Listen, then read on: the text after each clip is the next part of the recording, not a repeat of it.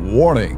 Bitag Live Morning caters to mature audiences. Topics discussed are particularly on hot, timely, current issues purposely intended for Filipino viewers and listeners worldwide. Discussions may contain language that may not be appropriate for some sensitive audiences. If you do not approve of the content listed above, please do not watch our videos. If you wish to continue, we strongly advise that you proceed with caution. Viewer maturity is advised. Ito hong pinakikilala ho natin.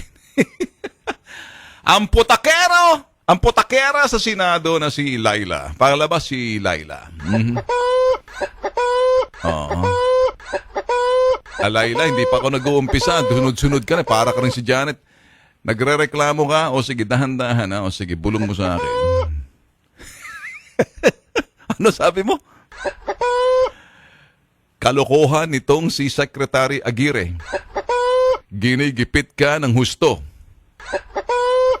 Walang katotohanan ang sinasabi ng iyong kalabang mortal na ang pangalan ay Digong. Oho, okay. Natatakot ka na baka ikay malaglag sa pagkasenador mo niyan kapag napatunayan sa National Bilibid Prison yung mga tumistigo laban sa iyo na ikaw ay tumanggap ng drug money, hindi ka makatulog dahil hindi mo kasama si Dayan.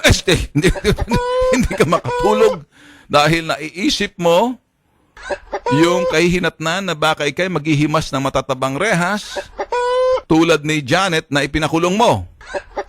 Subalit, yung panahon na ikay Department of Justice, pinili mo sa utos ng mga dilaw na piliin kung sinong ikulong asampahan ng kasong na etong sinasabing PDAF.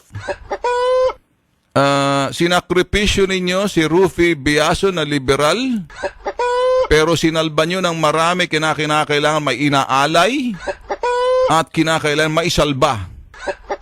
So, ang mga inalay ninyo, si Rufy Biason, liberal, at yung isang sumapi sa inyong liberal na si Joel Villanueva. Patay na. Ito, expose ito ni Laila, pahinga ka muna. Ilan na bang itlog ang ano natin dyan? Wala pa. Sa tulong ni Dayan, mangingitlog ka rin. O, sige.